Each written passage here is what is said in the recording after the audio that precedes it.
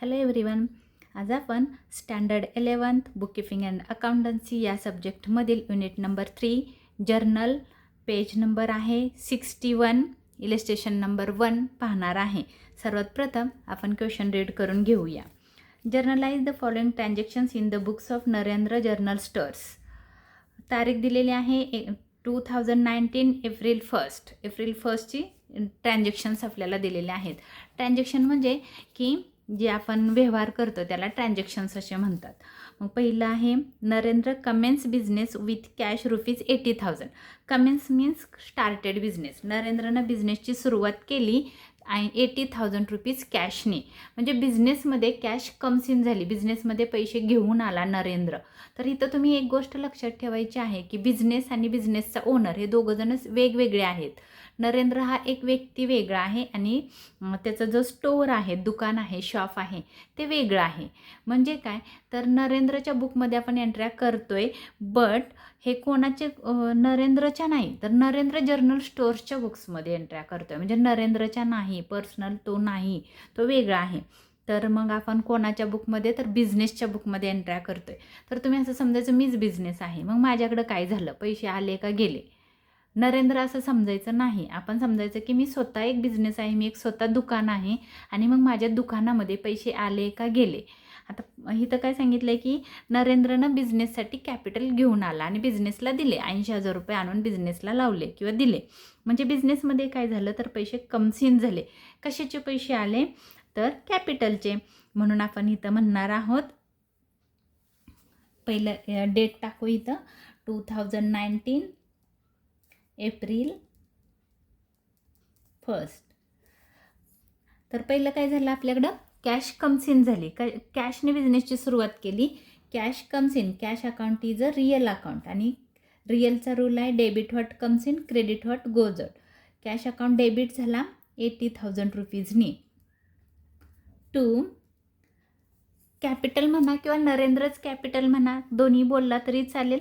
तर आपण इथं नुसतं जरी कॅपिटल लिहिलं तरी चालेल. कॅपिटल अकाउंट क्रेडिट, पैसे आले कशाचे आले तर कॅपिटलचे. Capital account is a personal account. Personal अकाउंटचा रूल आहे debit the receiver, credit the giver. हा गिवर आहे म्हणून तो क्रेडिट झाला. कोण गिवर आहे तर नरेंद्र. कॅपिटल आपल्याकडं आलं, कॅपिटल ही आपली लायबिलिटी आहे म्हणून ते क्रेडिट झालं. ॲसेट डेबिट होते, लायबिलिटी क्रेडिट होते. हे देणं आहे. म्हणून तुम्ही इथं नरेशन लिहिणार आहात बी स्टार्टेड म्हणा, कमेन्स बिझनेस विथ कॅश असंही म्हणा.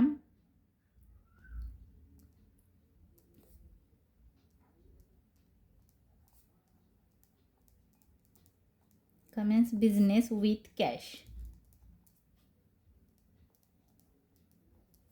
ही झाली आपली पहिली जर्नल एंट्री. त्यांनी काय सांगितलं आहे की नरेंद्रनं बिझनेसची सुरुवात ₹80,000 कॅशनी केली. म्हणजे कॅश आपल्या बिझनेसमध्ये आली. बिझनेसमध्ये काय झालं, कॅश कम्सिन झाली. कॅश कम्सिन झाली म्हणून कॅश हा रिअल अकाउंट आहे. रिअलचा रूल आहे डेबिट व्हॉट कम्सिन, म्हणून आपण त्याला डेबिट केलं. एक डेबिट कळा तुम्हाला की दुसरे ऑटोमॅटिक कळणार आहे की दुसरं अकाउंट क्रेडिट होणार आहे.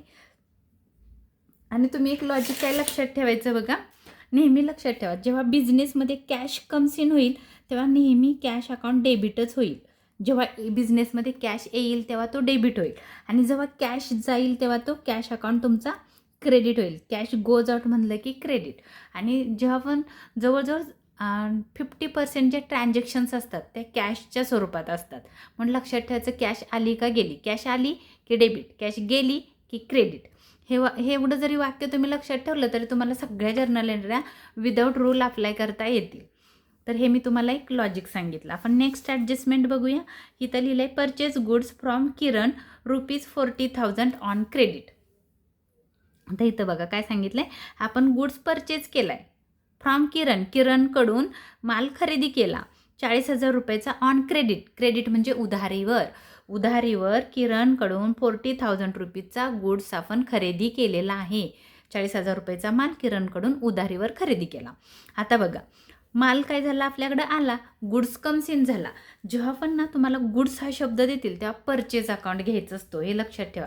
म्हणजे जेव्हा पण गुड्स येईल तेव्हा परचेज अकाउंट घ्यायचं आहे आणि परचेज अकाउंट डेबिट होईल कारण गुड्स तुमच्याकडे काय झाला कम्स इन झाला. गुड्स काय झाला आला, परचेज झाला. Purchase is an expenses, purchase is an expenses. Purchases हे हा खर्च आहे आणि खर्चाचे अकाउंट हे नॉमिनल असतात. नॉमिनलचा रूल आहे debit the expenses and losses, credit the incomes and gains. म्हणजे पर्चेजेस काय आहे? पर्चेजेस इज अँड एक्सपेन्सेस हा खर्च आहे, म्हणून पर्चेजेस अकाउंट डेबिट होणार आहे. गुड्स अकाउंट घ्यायचा नाही. केव्हा घ्यायचा नाही? जेव्हा तुम्हाला गुड्स येईल तेव्हा गुड्स अकाउंट कधीच घ्यायचं नाही, पर्चेजेस घ्यायचा. तर गुड्सच्या जागेवर जर मशिनरी असतं, ॲसेटचं नाव असतं, तर मग तुम्ही मशिनरी किंवा त्या ॲसेटचं नाव घेतलं असतं, तेव्हा पर्चेज अकाउंट येत नाही. नीट लक्षात ठेवा, जेव्हा गुड्स त्याच्यासोबत येईल तेव्हा गुड्स हा अकाउंट तुम्ही घ्यायचा नाही. तर काय करायचं आहे? तुम्ही हा गुड्स हा अकाउंटला क्रॉसची साईन करायची. गुड्स अकाउंट कधी घ्यायचा नाही. मग काय घ्यायचं? तर पर्चेज. आणि दुसरं आहे इथं एक किरण आहे आणि ऑन क्रेडिट आहे, म्हणजे कॅश आहे. कॅश आणि किरण इथं अकाउंट कुठले आहेत बघा. पर्चेज एक अकाउंट आहे, गुड्स एक अकाउंट आहे, किरण एक अकाउंट आहे आणि कॅश एक अकाउंट आहे. तर मग ह्यातले कुठले घ्यायचे? जेव्हा आपण उधारीचा व्यवहार असतो, म्हणजे आपण पैसे आले का नाही, गेले का नाही, कारण पैशावर काहीच इफेक्ट झाला नाही, कारण उधार आहे. तर फ्युचरमध्ये आपण त्याला पैसे देणार आहोत किरणला, म्हणून इथं कॅश अकाउंट येणार नाही. तर मग कुठला अकाउंट येईल? किरण अकाउंट येईल. गुड्स नाही येणार, मग कुठला अकाउंट येईल? परचेज अकाउंट येईल. हे वाक्य लक्षात ठेवा. तुम्हाला मी इथं लिहून दाखवते. परचेज गुड्स फ्रॉम किरण.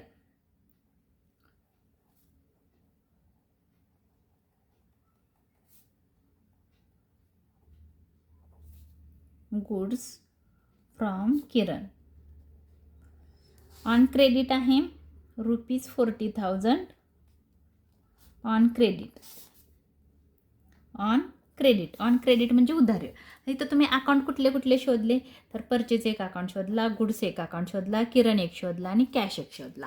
मग ह्यातले कुठले घ्यायचे? तर गुड्स अकाउंट घ्यायचा नाही, कारण परचेज आहे. नेहमी लक्षात ठेवा, गुड्स अकाउंट कधीच घ्यायचा नाही, परचेज अकाउंट घ्यायचा. आता ह्या दोघातला झाला. एक अकाउंट तुम्ही फिक्स केला, परचेजेस. आणि तुम्हाला माहिती आहे, आता एक वाक्य लक्षात ठेवायचं. कुठले अकाउंट डेबिट होतात? तर मी तुम्हाला इथं लिहून देते कोणते अकाउंट डेबिट होतात बघा. जेव्हा परचेज अकाउंट नेहमी डेबिट असतो. ही डेबिटची लिस्ट आहे ना क्रेडिटची इकडं. आणि सेल्स रिटर्न हा पण डेबिट असतो. अजून कुठला असतो बघा? Cash comes in. कॅश आली की डेबिट असतं. आणि ड्रॉइंग अकाउंट एक डेबिट असतो. हे एवढे अकाउंट तुमचे डेबिट असतात. मग क्रेडिट कोण असतं? तर सेल्स अकाउंट. परचेज रिटर्न उलटा असतं बघा. परचेज डेबिट तर परचेज रिटर्न क्रेडिट होतो.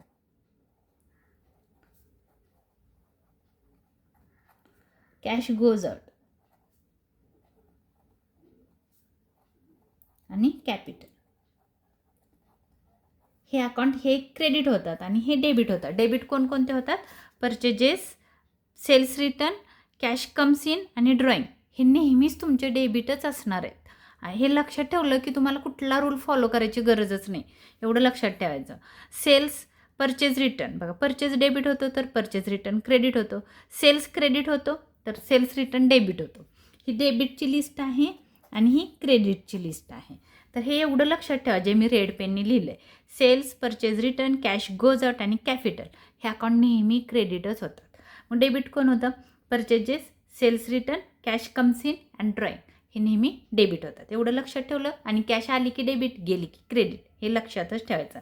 मग परचेज काय होतो? डेबिट होतो, कारण परचेज इज अन एक्सपेन्सेस, म्हणून हा झाला तुमचा डेबिट. तर गुड्स नाही ना. आता ह्या दोघातलं कुठलं येईल? किरण येईल का कॅश येईल? तर किरण येईल, कारण कॅशवर काहीच इफेक्ट नाही झाला, कारण उधारीवर आपण खरेदी केला आहे, म्हणजे आपली कॅश गेलेली नाही. गेली तरच आपण त्याला म्हणणार आहे गोज आउट. पण गोज आउट झाली नाही, गेली नाही, म्हणून कोण येणार आहे? हा कॅश येणार नाही, किरण येणार. मग हा डेबिट झाला की हा क्रेडिट होणार आहे. आपोआप एक डेबिट झाला की दुसरा क्रेडिट होणार आहे, हे तुम्हाला समजेल. मग आपण जर्नल एंट्री कशी करणार आहोत? सेकंड नंबर आहे 2 एप्रिल. इथं परचेज अकाउंट डेबिट होणार आहे.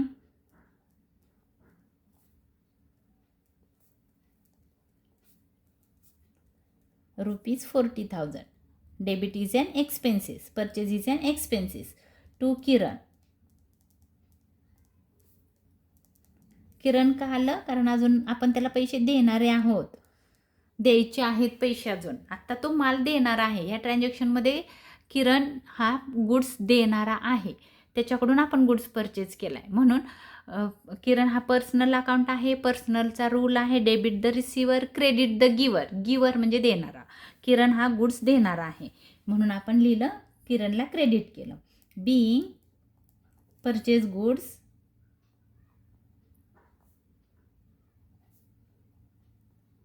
आपण गुड्स परचेज केला कुणाकडून? From Kiran.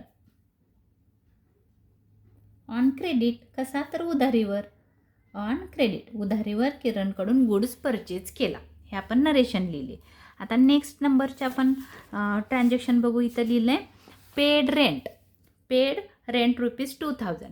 Rent pay. आता ही रोखीचा व्यवहार आहे कारण ह्याच्यात ऑन क्रेडिट वगैरे शब्द नाही. आणि पेड लिहिले. पेड म्हणजे दिले.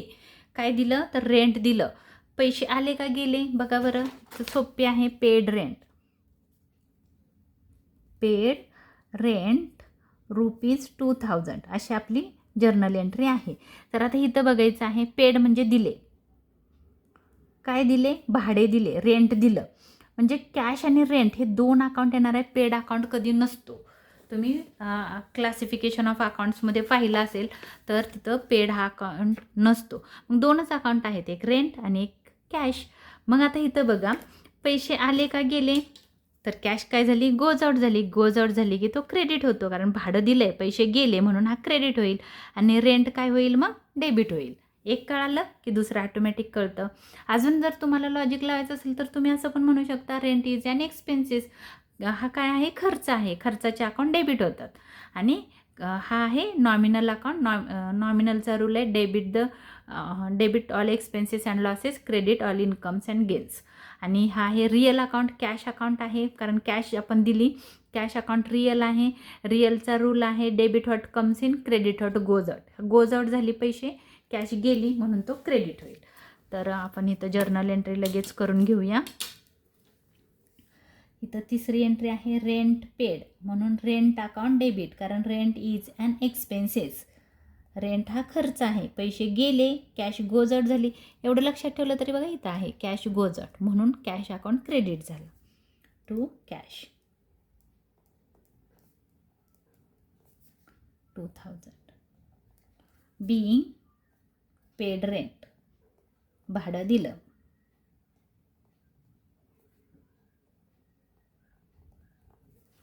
आता त्याच्यानंतरची जर्नल एंट्री आहे sold goods to mister Vikas. मी तर लिहिते 10 तारखेची. थांबा माझे डेट चुकली. इथं 3 आहे आणि इथं 5 आहे. 1 2 3 असं टाकलं चुकून. तर 10 आहे sold goods to mister Vikas.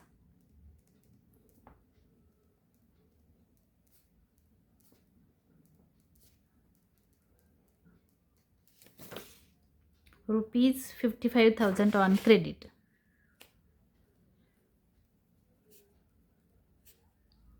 On credit. On credit म्हणजे उधारीवर 55,000 बरोबर आहे. तर बघा आता इथं अकाउंट कुठले कुठले आहेत? सोल्ड आणि गुड्स आला तर सोल्ड म्हणजे सेल्स अकाउंट असतो. गुड्स अकाउंट एक आहे. आता ह्या दोघातला कुठला घ्यायचा? मी तुम्हाला मगाशी सांगितलं गुड्स आलं की कधीही गुड्स अकाउंट घ्यायचा नाही म्हणजे गुड्स अकाउंट येणार नाही. मग कुठला येईल? सेल्स येईल. बघा आता इथं मी लिहून दिले सेल्स नेहमी काय होतो? क्रेडिट होतो कारण सेल्स इज अँड इन्कम. तो इन्कम आहे. माल विकला, पैसे येणार आहेत आपल्याकडं.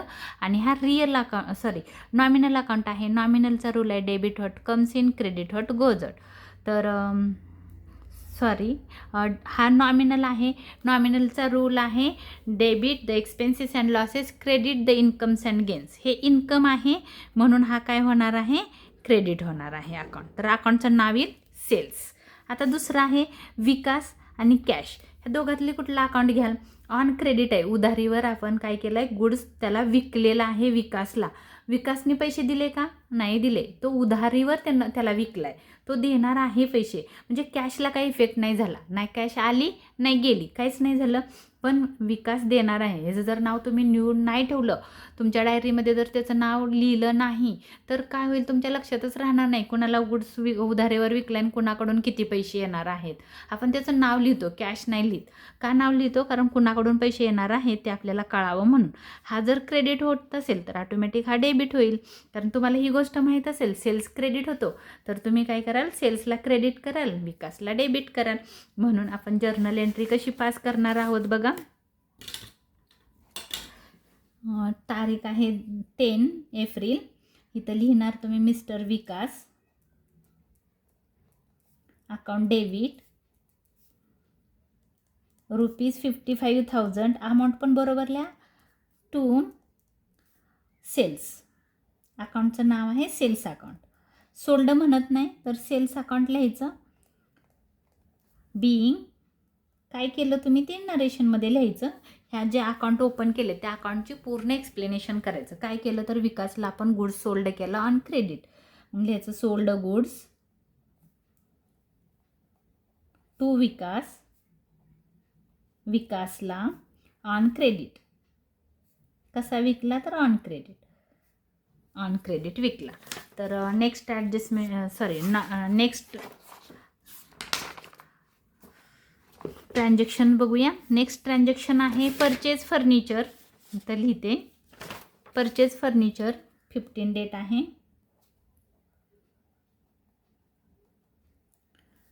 Purchased furniture of ₹30,000 at the rate of GST 18%. आता बघा, इथं पहिले आपण अकाउंट शोधूया. कुठले कुठले अकाउंट आहेत. तर आता इथं गुड्स नाही, परचेज एक आहे, फर्निचर आहे. मी तुम्हाला मगाशी काय सांगितलं, तो गुड्स अकाउंट कधीच येत नाही.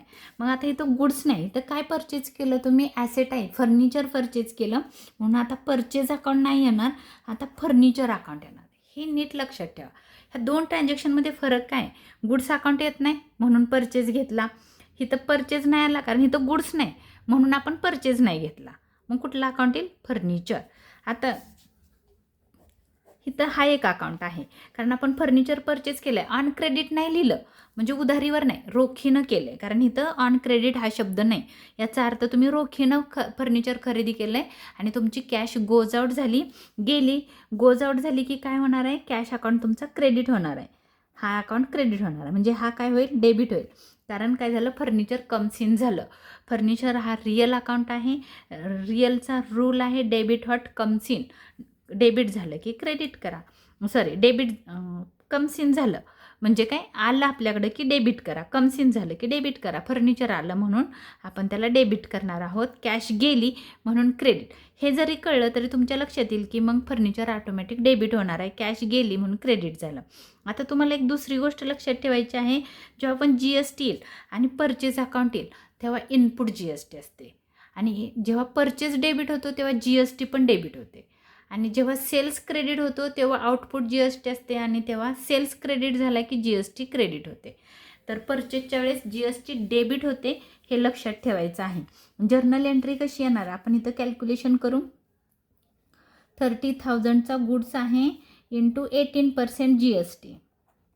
या 2 झिरोला हे 2 झिरो गेले. 18 किती येतं आहे बघा. 18 एक मिनिट, आपण इथं कॅल्सीवर करून दाखवते तुम्हाला कॅल्सी अलाउड नाही आहे. 30,000 इंटू 18% 5,400. 18 54. तर 5,000 बघा असं आलं. ह्या 2 झिरोला हे 2 झिरो कट झाले. 18 54 आणि हे 2 झिरो. ह्याला काय करायचं, ही झाली टोटल GST. Total GST. पण ह्यातले आपल्याला काय करावं लागते, अर्धी केंद्र सरकारला म्हणजे गव्हर्नमेंटला आपण देतो GST केंद्राला आणि अर्धे आपल्या राज्य सरकारला असते. मग ह्याला काय करायचं, डिवाइड बाय 2 करायचं. थांबा इथं करते. 5,400 डिवाइड बाय 2. 2 1 2, 2 2 4, 2 7 14 म्हणजे 2,700 आली ही CGST. सेंट्रल गव्हर्नमेंटला देतो आपण, CGST म्हणतात त्याला, CGST. आणि 2,700 आहे ही SGST, स्टेटची GST आहे. तर असं आपल्याला GST आणि हा पण डेबिट होणार आहे आणि हा पण डेबिट होणार आहे, कारण परचेज अकाउंट तुमचा डेबिट होणार आहे म्हणून. तर ही एंट्री चांगली करा, एक्झाम पेपरमध्ये या एंट्री येतात. तारीख आहे, नेक्स्ट डेट आहे 15. Purchase account debit, purchase account debit, CGST account debit, SGST account debit to cash account, sorry purchase नाही, फर्निचर. कारण आपण इथं परचेज अकाउंट नाही येणार आहे, चुकून मी लिहिलं, तर फर्निचर. कारण फर्निचर जेव्हा पण बघा, मी आत्ताच इथं सांगितलं होतं, जेव्हा परचेज कधी येतो, जर गुड्स असेल तर परचेज येतो, तेव्हा गुड्स येत नाही. बघा इथं बघितलं होतं, जेव्हा एखाद्या ॲसेटचं नाव असेल तेव्हा ॲसेट येतं, म्हणून फर्निचर. तर फर्निचर अकाउंट डेबिट होणार आहे. आता आपल्याला कॅल्क्युलेशन करताना काळजीपूर्वक बघायचं आहे, फर्निचर कितीचं होतं, तर 30,000 रुपयेचं. GST किती होते, 2700. CGST SGST असं मिळून 2700. मग टोटल आपली कॅश गेली किती, कॅश अकाउंट. आपण इथं बघा, मी इथं लिहिलं आहे, कुठला अकाउंट येणार आहे, हा कॅश अकाउंट येणार आहे. मग कॅश अकाउंट क्रेडिट किती, ह्याची टोटल करा, येईल बघा. ह्याची टोटल कशी येईल बघा, 30,000 आणि प्लस हे 5,400 करा, म्हणजे ह्यात 2 GST आहेत, म्हणजे येणार आहे 35,400. कॅश किती गेली, 35,400. 30,000 रुपयेचं फर्निचर आलं, 2,700 आणि 2,700 अशी GST गेली, म्हणजे टोटल GST 5,400 रुपये आपण टॅक्स भरला आणि ते फर्निचर आपल्याला 35,400 रुपीजला पडलं. मग इथं लिहायचं आहे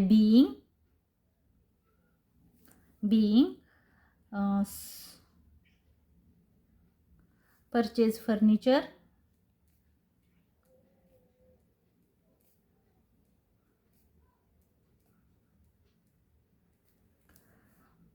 ॲट किंवा विथ लिहूया आपण, with GST, with at the rate of 18% GST.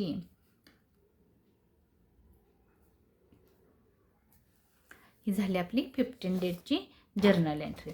त्याच्यानंतर आहे 18 डेट. 18 डेटला सांगितलं आहे रिसिव्ड अ बेअरर चेक असेल ना, तर नेहमी लक्षात ठेवा कॅश अकाउंटच येतो, तिथं बँक अकाउंट येत नाही. जेव्हा पण बेअरर चेक म्हणजे असा आपण काउंटरवर प्रेझेंट केला फॉर पेमेंट, की तो लगेच कन्वर्ट होतो कॅशमध्ये, म्हणजे हा कॅशमध्ये कन्वर्ट होणारा, इझिली कन्वर्टेड इनटू कॅश. तर हा बेरर चेक आहे. बेरर चेक असेल तर कॅश अकाउंट घ्यायचा, अदरवाईज जर दुसरे चेक असतील तर आपण बँक अकाउंट घेतो. मग मी इथं ट्रान्झॅक्शन लिहिते. ट्रान्झॅक्शन आहे 18 डेटला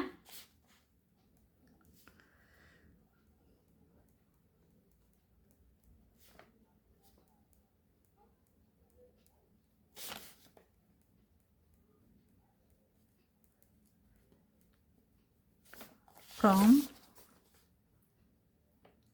मिस्टर विकासला आपण उधारीवर माल विकलेला होता 55,000चा, त्यातले त्याने 25,000 रुपये आपल्याला 18 तारखेला दिले. म्हणजे आता इथं रिसिव्ड हा शब्द आलेला आहे. तर बघा, पहिले आपण अकाउंट बघूया कुठले कुठले येणार आहेत. बेअरर चेक म्हणजे कॅश अकाउंट. तर रिसिव्ड मिळाला, रिसिव्ड म्हणजे कॅश आली का गेली, तर आली. कुणी दिली, तर विकासने दिली. मग आता इथं बघा, रिसिव्ड हा अकाउंट नसतो, बेरर चेक म्हणजे कॅश अकाउंट एक आहे. आता कॅश म्हणजेच ही 25,000 आहे. मग कुणी दिले त्याचं नाव लिहायला पाहिजे ना, नाहीतर मग उधारीवर आपण नाव लिहिलेलं असतं त्याचं, किंवा विकासकडून मला 55,000 रुपीज येणं होतं, त्यातले 25,000 दिले, कुणी दिले कळायला पाहिजे, म्हणून त्याचं नाव येणार आहे. कॅश कम्स इन झाली, इथं काय झालं तर कॅश कम्स इन झाली, कॅश आली म्हणून तो डेबिट होणार आहे. आणि हा मिस्टर विकास हा देणार आहे, पैसे देणार आहे, हा गिवर आहे, म्हणून हा क्रेडिट होईल. हा डेबिट झाला की ऑटोमॅटिक हा क्रेडिट होईल. मग आपण 18 डेटची एंट्री लिहिणार आहोत. Cash comes in, cash account debit.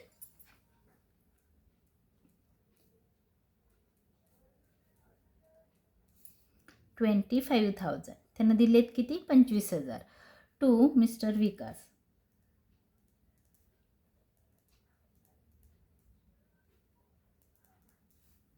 25,000. Being received a bearer check from Mr. Vikas. Received म्हणजे मिळाला, बिअरर चेक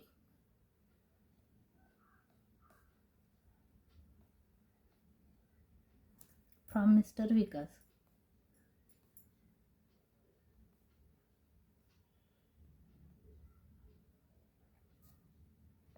विकासकडून आपल्याला बेअरर चेक मिळाला असं आपण लिहिलं. आता नेक्स्ट ट्रान्झॅक्शन आहे paid to Kiran by cheque. आता चेक आलंय बघा, तारीख आहे 21. पेड शब्द आला आहे म्हणजे रोखीने आपण पेड म्हणजे दिले. पेड टू किरण, किरणला चेक दिला म्हणजे पैसे आले का गेले बघा बरं. Paid to Kiran by cheque of Dena bank. कुठल्या बँकेचा? देना बँकेचा चेक दिला. मग तुमचे पैसे जातील का येतील? जातील. ₹20,000. 20,000 रुपयेचा आपण चेक दिला. चेक दिला म्हणजे गेला. चेक म्हणलं की बँक अकाउंट येणार आहे, तर बँकेचं नाव आहे आणि इथं बघा कुणाला दिला, तर किरणला दिला. तर तुम्ही इथं काळजीपूर्वक बघायचं आहे आपण कुणाला पैसे दिले. तर कॅश आणि चेक एकच आहे, तर इथं दोन अकाउंट आहेत, एक किरण आणि एक चेक.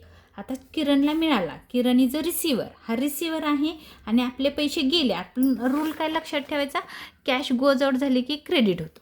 एवढं जरी तुम्ही लक्षात ठेवलं तरी तुम्हाला सगळ्या जर्नल एंट्री येणार आहेत, जास्त टेन्शन घ्यायचं नाही. तर कॅश गेली कारण आपण किरणला चेक दिला म्हणजे काय होणार आहे, देना बँक अकाउंट क्रेडिट होणार आहे. आणि जो मग हा क्रेडिट झाला की किरण अकाउंट ऑटोमॅटिकली डेबिट होईल. तर मग आपण इथं लिहिणार आहोत किरण अकाउंट डेबिट. तारीख आहे 21. मिस्टर काय नाव दिलं, नुसतं किरण लिहिलं आहे, तर आपण इथं लिहू किरण अकाउंट डेबिट 20,000. 20,000 रुपयेचा आपण चेक दिला टू देना बँक. नाव बँक, जर नाव दिलं नसतं, देना बँक दिलं नसतं तर आपण काय केलं असतं, नुसतं बँक अकाउंट लिहिलं असतं. म्हणून इथं लिहायचं आहे Dena bank. Dena bank account credit 20,000. being paid cheque, नुसतं लिहिलं ना पेड चेक टू किरण, किरणला चेक दिला बस. तर 21 डेट होती, 21 डेटची आपण एंट्री केली. आता 30 डेट आहे पेड सॅलरी ₹5,000. 30 डेट आहे पेड सॅलरी ₹5,000. 5,000 रुपये. पेड शब्द, पेड म्हणजे दिला, दिलं, पगार दिला, ह्याचा अर्थ आहे पगार दिला. दिला म्हणजे पैसे आले का गेले? गेले. कॅश, इथं दोन अकाउंट आहेत, एक सॅलरी पेड अकाउंट नसतो, एक आहे सॅलरी, एक आहे कॅश. कॅश काय झाली आपली, इथं बघा आपण लिहिलं आहे कॅश गोज आउट झाली म्हणजे पगार दिला म्हणजे पैसे गेले, गेले की क्रेडिट होतो, मग कॅश तुमचा अकाउंट क्रेडिट होणार आहे. मग सॅलरी अकाउंट काय होईल, डेबिट होईल. आणि सॅलरी इज एक्सपेन्सेस, हा तुमचा खर्च आहे. आणि एक्सपेन्सेसचे सगळे एक्सपेन्सेसचे खर्चाचे अकाउंट नॉमिनल असतात. नॉमिनलचा रूल आहे debit the expenses or losses, credit the incomes and gains. म्हणून आपण काय करणार आहोत, सॅलरी अकाउंट डेबिट करणार आहोत. तर सॅलरी 30 डेटला salary account debit ₹5,000 to cash account credit. Paid लिहिले त्यामुळं पैसे दिले, पगार दिला, पैसे गेले, कॅश गोज आउट म्हणून तो क्रेडिट झाला. Being paid salary.